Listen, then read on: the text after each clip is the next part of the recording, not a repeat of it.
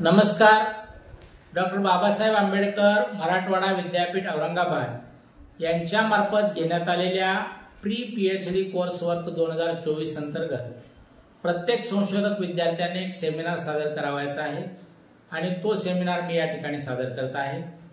मी Jaysing Pratap Kadam, registration ID 30843, PRN 2015 37333, विषय मराठी, माझ्या संशोधनाचा विषय, title of research topic approved by the university आहे. प्रादेशिक बोलीतील निवडक कथाकारांचा अभ्यास, डॉक्टर अर्जुन भटकर, किरण गुरव, संजीव गिरासे, अशोक कोळी व अनंत भोयर यांच्या संदर्भात. माझ्या गाईड आहेत प्राचार्य डॉक्टर कांचन परळीकर, संशोधन मार्गदर्शिका मराठी विभाग, महिला महाविद्यालय गेवराई. तर सर्वप्रथम मी माझ्या संशोधनाचा हेतू या ठिकाणी स्पष्ट करतो. नव्वदोत्तरी मराठी साहित्यामध्ये जे कसदार व वास्तववादी प्रादेशिक लेखन झालेलं आहे त्यामध्ये डॉक्टर अर्जुन भटकर, किरण गुरव, संजीव गिरासे, अशोक कोळी व अनंत भोयर यांचा कथांचा समावेश करता येईल.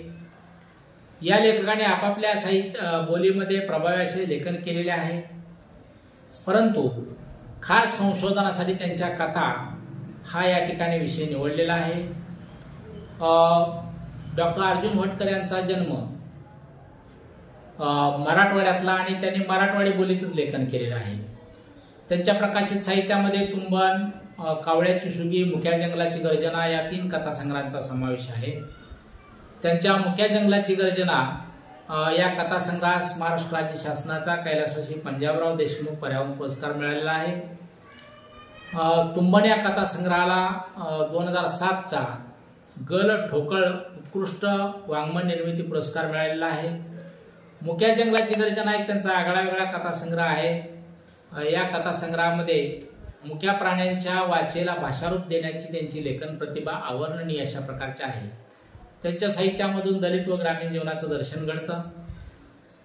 दुसरे साहित्यिक आहेत किरण गुरव, हे कोल्हापूर जिल्ह्यातील राधानगरीचे. त्यांनी कोल्हापुरी बोलीत लेखन केलेलं आहे.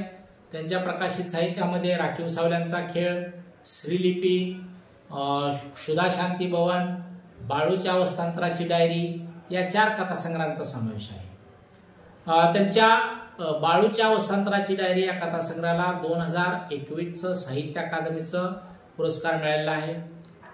इतर पुरस्कार त्यांना प्राप्त आहेत. त्यामध्ये गल ठोकळ पुरस्कार असेल, महाराष्ट्र फाउंडेशन अमेरिकेचा पुरस्कार असेल, तर असे त्यांना पुरस्कार भेटलेले आहेत. महाराष्ट्रातील काही विद्यापीठांमध्ये त्यांच्या कथा सुद्धा अभ्यासक्रमासाठी निवडलेल्या आहेत.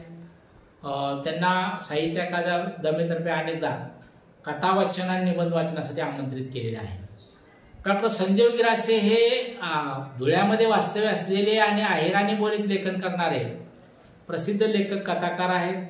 त्यांच्या प्रकाशित साहित्यामध्ये क्षितिज, पळतबी, चावतबी, डपडं, मिरला या 4 कथासंग्रहांचा समावेश आहे. त्यांनी मुख्यत्वे अहिराणी बोलीत लेखन केलेलं आहे आणि त्या बोलीमधून त्यांनी ज्या कथा लिहिल्या त्याच्यामध्ये जगण्यासाठी संघर्ष करणारी तात्विक माणसं रेखाटलेली आहेत. आस्तिकता, दैववाद, जगण्यासाठीचा संघर्ष आदी बाबी ते मांडतात. त्यांच्या डपडे या कथासंग्रहातील जकात ही कथा उत्तर महाराष्ट्र विद्यापीठामध्ये अभ्यासक्रमासाठी निवडलेली आहे. बाबूची ही कथा इंग्रजी माध्यमासाठी निवडलेली आहे आणि अहिराणी उतारा ही कथा नवी मराठी माध्यमासाठी निवडलेली आहे. तर अहिराणी बोलीची वैशिष्ट्ये, शैली समजून घेण्यासाठी त्यांच्या कथासंग्रह हे संशोधनाचा विषय म्हणून निवडलेले आहेत. त्यानंतरचे लेखक आहेत अशोक कौतिक कोळी. यांनी तावडी बोलीमध्ये कथालेखन केलेलं आहे. तावडी बोलीला प्रतिष्ठा मिळवून देण्यासाठी त्यांचं खूप मोठं योगदान आहे. त्यांची जन्मभूमी ही जामनेर जिल्हा जळगाव.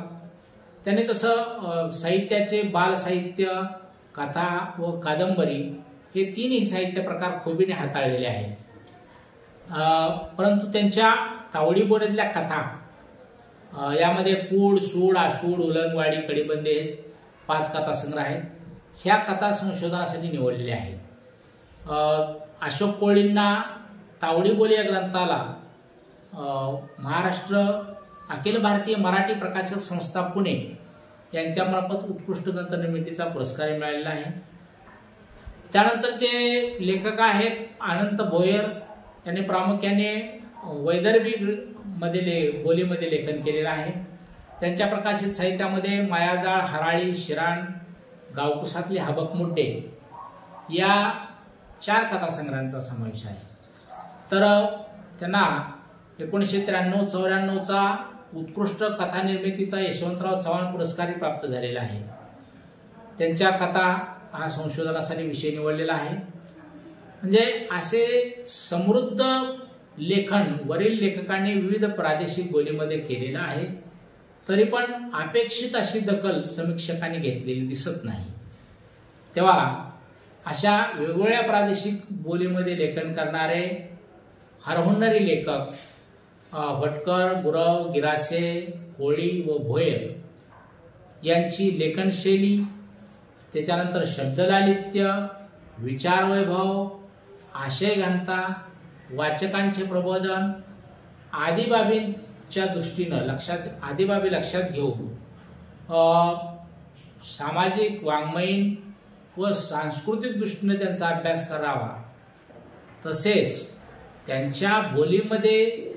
ज्या बोलीमध्ये कथा लिहिल्या त्या बोलीची वैशिष्ट्ये, शैली यांचाही चिकित्सक अभ्यास करावा, या हेतूनं हा संशोधन विषय निवडलेला आहे।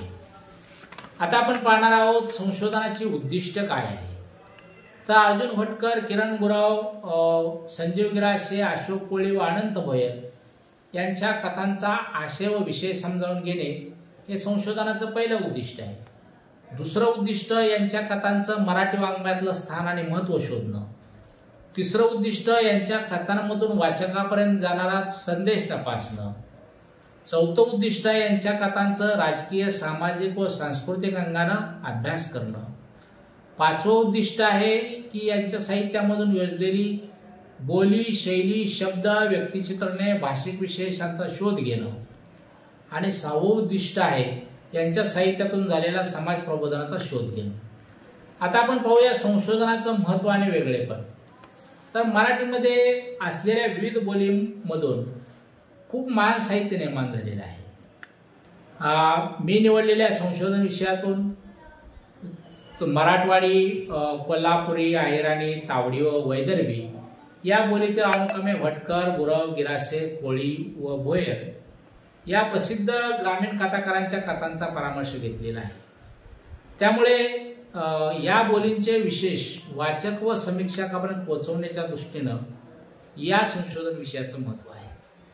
आतापर्यंत झालेली संशोधने पाहता कोल्हापुरी व तावडी बोलीतील कथा या विषयावर संशोधन झालेले दिसत नाही, परंतु मी निवडलेल्या विषयात या बोलीतील कथांचा समावेश आहे, हे माझ्या संशोधनाचं वेगळेपण आहे। आता संशोधनाच्या गृहीतकाबद्दल बोलूया। तर अर्जुन भटकर, किरण गुरव, संजीव गिरासे, अशोक कोळी व अनंत भोयर यांचं साहित्य ग्रामीण प्रादेशिक बोलीत आहे, हे आहे संशोधनाचं पहिलं गृहीतक। दुसरं गृहीतक यांच्या साहित्याचा अभ्यास सामाजिक, राजकीय व सांस्कृतिक दृष्टीने करता येतो। तिसरं गृहीतक आहे की यांचं साहित्य सामाजिक जाणीवानं ओतप्रत भरलेलं आहे। चौथं गृहीतक आहे तर यांच्या कथांमधून अनिष्ट चालीरीती, रूढी परंपरा यांना विरोध, पर्यावरण प्रेम, त्याचप्रमाणे वैज्ञानिक दृष्टिकोन आदी बाबींचा उहापोह असल्यानं त्यातून समाज प्रबोधन होतं। 5वं गृहीतक आहे की यांच्या साहित्यातून वेगवेगळ्या बोलींचा अभ्यास करता येतो। 6वं गृहीतक आहे यांच्या साहित्यातून मनोरंजनातून प्रबोधन होते। आणि 7वं गृहीतक आहे यांच्या साहित्यातून कळणाऱ्या भाषेतून पेलणारे तत्व प्रकट होते। आता पाहूया आपण संशोधनाची साधनं। तर अर्जुन भटकर, किरण गुरव, संजीव गिरासे, अशोक कोळी व अनंत भोयर यांचे कथासंग्रह हे पहिले साधन। त्यानंतर आधारभूत ग्रंथ, दैनिके, मासिके, साप्ताहिके, इंटरनेटवरील लेख, त्याचप्रमाणे या सर्व लेखांच्या मुलाखती, त्याच्यानंतर बोली संदर्भात वेगवेगळ्या साहित्यिकांच्या, बोली व अभ्यासकांच्या बोली संदर्भात वेगवेगळ्या साहित्यिकांच्या आणि बोली अभ्यासकांच्याही मुलाखती, त्याच्यानंतर प्रबंध या साधनांद्वारे संशोधन कार्य केलं जाईल. संशोधन पद्धती जी आहे तर ही संशोधन कार्य हे वर्णनात्मक पद्धतीने करायचं आहे. त्याचप्रमाणे या सर्व साहित्यिकांच्या मुलाखतीचाही आपल्याला संशोधनासाठी उपयोग करता येणार आहे. व्याप्ती आणि मर्यादा संशोधनाची काय आहे तर फटकर, गुरव, गिरासे, कोळी व भोयर यांच्या समकालीन असलेल्या विविध प्रादेशिक बोलींमध्ये लेखन केलेल्या, म्हणजे त्याच्यामध्ये मराठवाडी, कोल्हापुरी, अहिराणी, तावडी आणि वैदर्भी या बोलीमध्ये आपल्याला ज्या साहित्यकृती निर्माण झाल्या आहेत त्याचा अभ्यास करता येईल. त्याचप्रमाणे वर उल्लेख झालेल्या या 5ही बोलींचे विशेष जे आहेत यांचाही अभ्यास आपल्याला उपलब्ध साहित्यानुसार करता येईल, केला जाईल. संशोधनाचा आराखडा किंवा रूपरेषा पाहूया. तर या संशोधनाची 6 प्रकरणामध्ये मांडणी केलेली आहे. त्यातलं पहिलं प्रकरण आहे प्रादेशिक बोली स्वरूप व व्याप्ती. दुसरं आहे वटकर, गुरव, गिरासे, कोळी व भोयर व्यक्ती व वाङ्मय. प्रकरण तिसरं आहे या सर्व लेखकांच्या कथांचं स्वरूप, स्थान व महत्त्व. प्रकरण चौथं जे आहे ते यांच्या साहित्यातील बोलींचे विशेष. प्रकरण 5वं आहे या सर्व लेखकांच्या कथांचं वाङ्मयीन मूल्यमापन. आणि प्रकरण 6वं आहे उपसंहार. त्या वरीलपैकी प्रकरण 1 जे आहे प्रादेशिक बोली स्वरूप व्याप्ती हे प्रकरण लिहून झालेलं आहे आणि दुसरं प्रकरणाचं लेखन सध्या सुरू आहे. यासाठी जे आधारभूत ग्रंथ घेतलेले आहेत त्यामध्ये अर्जुन भटकर यांचे तुंबन, कावळ्याची सुगी, मुक्या जंगलाची गर्जना हे कथासंग्रह. त्याच्यानंतर किरण गुरव यांचे राखीव सावल्यांचा खेळ, क्षुधाशांती भवन, बाळूच्या अवस्थांतराची डायरी, श्रीलिपी यांचा समावेश आहे. त्याच्यानंतर संजीव गिरासे यांचे क्षितिज, पळतबी, चावतबी, डपडं, मिरला या कथासंग्रहांचा समावेश आहे. अशोक कोळी यांचं कूड, सूड, आसूड, उलंगवाडी, कडिबंदी या कथासंग्रहाचा समावेश आहे. त्याचप्रमाणे आनंद भोयर यांच्या मायाजाळ, हराळी, शिराट, डपडं, मिरला या कथासंग्रहांचा समावेश आहे. आणि संदर्भ साहित्य म्हणून जे साहित्य वापरले त्यामध्ये अशोक कोळी यांचा तावडी बोली हा ग्रंथ आहे. त्याच्यानंतर विद्या पाटील व निशिगंधा व्यवहार यांच्या मराठी बोली स्वरूप आणि बोल हे पुस्तक घेतलेलं आहे. तसेच साहित्य बोली भाषा विशेषांक दिवाळी 2021 संपादक नारायण लाळे हे पुस्तक या ठिकाणी घेतलेलं आहे संदर्भ म्हणून. त्यानंतर औदुंबर सर्वदे यांचं बोली विज्ञान हे संदर्भ साहित्य म्हणून पुस्तक घेतलेलं आहे. यासाठी संदर्भ प्रबंध आहेत.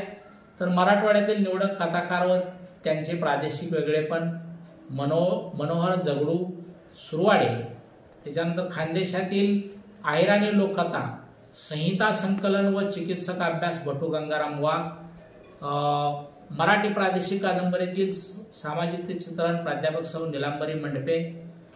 त्याचप्रमाणे स्वातंत्र्योत्तर वराडी साहित्य, कथा, कादंबरी व कवितांच्या संदर्भात प्राध्यापक सौ शोभा मंडपे.